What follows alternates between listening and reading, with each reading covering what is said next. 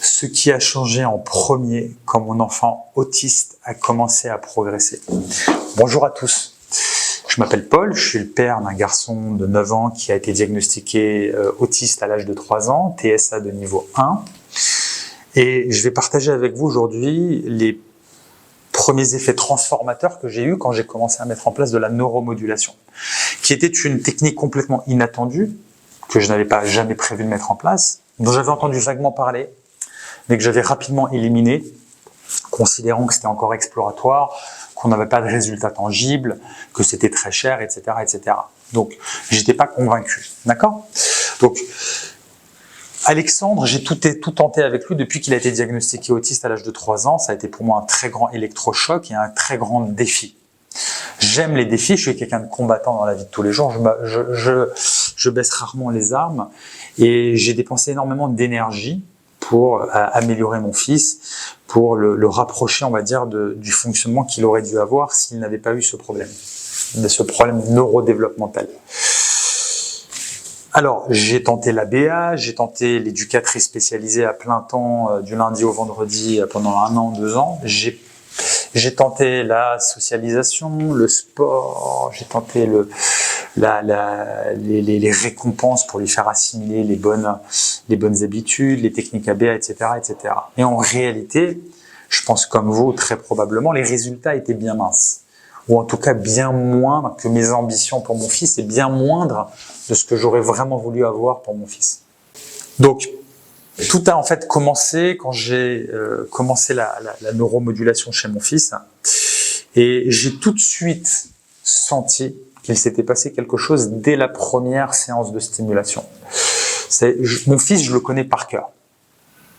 Je sais, puisque forcément, à force de ne pas parler, j'ai appris à communiquer avec lui, à compenser, à me concentrer davantage sur lui pour savoir son ressenti dans la vie de tous les jours. Et j'ai tout de suite vu, dès la première stimulation, un déclic, il s'était passé quelque chose. Son regard s'est tout de suite un petit peu amélioré, il était plus concentré. Il ne parlait pas, bien évidemment, comme beaucoup d'enfants autistes, mais il y a eu un changement majeur après une séance de 20 minutes de neuromodulation. C'est comme si quelque chose s'était un petit peu remis en place, mais j'ai tout de suite compris que j'étais sur la bonne voie. Son regard s'est amélioré, il était beaucoup plus posé, beaucoup plus calme, et j'ai tout de suite vu une petite baisse des stéréotypies, des autostimulations, etc., etc. J'avais l'impression que ça avait eu un effet sédatif sur lui. Il était raisonnable, il n'avait pas perdu la raison, il était serein, il était beaucoup plus calme. Tout ce bruit fonctionnel avait disparu, du moins momentanément. Ce qui m'avait marqué, et j'ai encore l'image au moment où je fais cette vidéo, c'est que j'ai vu un contact visuel que je n'avais encore jamais vu dans ma vie avec lui. Il m'a regardé dans les yeux de manière franche et j'ai senti qu'il y avait un message qui voulait passer. Alexandre, tout comme votre enfant probablement, avait toujours un problème de contact visuel. C'est-à-dire que quand on lui parle, il regarde à côté. Je pense que vous voyez très bien de quoi je parle. Mais là, il m'a regardé dans les yeux comme ça. Ça a duré beaucoup plus longtemps que la moyenne, que sa moyenne et que l'habitude. Et j'avais déjà été marqué. J'ai effectivement fait cette première semaine de neuromodulation. Et à ma grande surprise, le très grand changement qui pour moi a été on va dire un détonateur, bien que je pense que la neuromodulation est vraiment efficace quand on est déjà arrivé à un stade où on a cliniquement été diagnostiqué comme autiste et qu'il y a vraiment des problèmes importants, c'est-à-dire des problèmes de communication, de regard, d'intérêt restreint, etc., etc. Donc, c'est-à-dire que le cerveau a déjà un niveau de dysfonction qui est relativement important. Mais ce qui a très rapidement changé après une seule semaine, c'est que l'hypersensibilité a disparu en une semaine. Et ça, je vous laisse imaginer mon enthousiasme quand je l'ai découvert. Alexandre, très typiquement, ne pouvait pas écouter de la musique. Il mettait ses oreilles comme ça, ses mains comme ça. Probablement comme le fait votre enfant. Il mettait toujours ses mains comme ça quand il y avait de la musique. Quand on allait quelque part en voiture, je ne pouvais pas mettre de musique dans la voiture. Ça lui gênait tout de suite. Il avait également une hypersensibilité tactile. Je lui touchais la jambe, je me souviens quand je lui touchais des fois le mollet ou la jambe, il hurlait de rire. il y avait un problème de sensibilité. À ma grande surprise, après une semaine, par hasard, il y a la musique qui se met en route, quelqu'un a mis la musique en route, et je vois qu'Alexandre ne met pas ses mains dans ses oreilles. Et là, j'ai été choqué. Et j'ai commencé à sentir une émotion, mais une émotion extraordinaire. Imaginez un symptôme handicapant qui disparaît. Et là, je me suis dit, waouh, il s'est passé quelque chose. Puis, par inadvertance, on va nager à la piscine et je lui touche sous l'eau le mollet comme ça. Et je vois qu'il n'y a pas de il est normal, comme il n'y a pas de réaction comme d'habitude. Et là, j'ai compris que j'ai changé quelque chose dans son cerveau. Et j'ai compris que la neuromodulation est extrêmement puissante. Je ne parle pas d'un point de vue électrique ou autre, je parle d'un point de vue de l'impact qu'elle peut avoir sur votre enfant. Et ça a été déjà une révolution et une confirmation que j'allais dans la bonne direction. Aujourd'hui, ça fait 3 mois, du temps est un petit peu passé. Je relève que les stéréotypies et les autostimulations ont quasiment complètement disparu. Il n'écrit plus l'alphabet ou les chiffres sur une ardoise, il écrit des mots. Il ne fait plus des petits bruits bizarres comme il faisait avant, il écrivait dans l'air comme ça. Il se mettait à pleurer, à rire, il faisait des crises régulières, il pouvait pas être concentré plus d'1 minute. Il devait se lever, il allait pleurer, incapacité à se concentrer. Maintenant, il peut faire un partiel de 2 ou 3 heures, il peut passer un examen à l'université, je plaisante. Mais je veux dire qu'il est assis à table avec l'éducatrice, il travaille 7 heures par jour devant un bureau. Il n'y a pas de problème. Des fois, il se plaint un petit peu, parce qu'il a besoin de respirer, mais il a une capacité de concentration qui est similaire à un enfant neurotypique.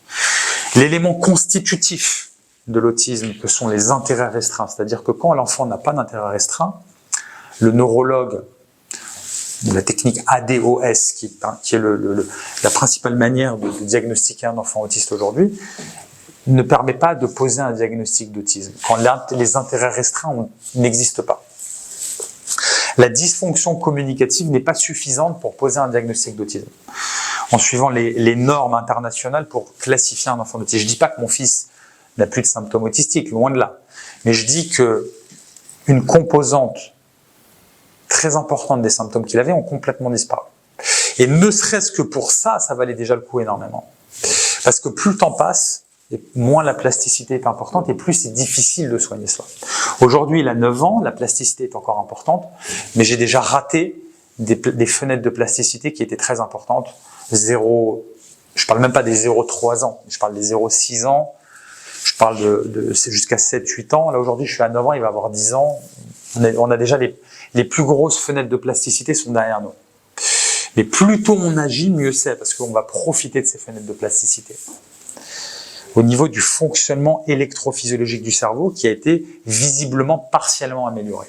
Autre chose, c'est que aujourd'hui, mon fils, cognitivement, donc là, c'est pas le tout premier élément, mais c'est on va dire une des suites, cognitivement, il fonctionne plus vite, il est beaucoup plus efficace d'un point de vue scolaire, il est capable de se concentrer beaucoup plus longtemps, ça effectivement, je vous l'ai dit, mais il a une capacité de travail de concentration, de travail cognitif qui est beaucoup plus poussée, beaucoup plus importante. Et ça, ce sont des améliorations en cascade que j'ai observées chez lui et qui me semblent majeures dans l'état actuel des choses. Je vous tiendrai au courant dans les prochaines vidéos des autres évolutions que j'aurai chez Alexandre avec cette neuromodulation intensive que j'ai mise en place, puisque Alex a des stimulations qui sont quasiment tous les jours, auxquelles j'associe une éducatrice à plein temps. Donc je pense que c'est vraiment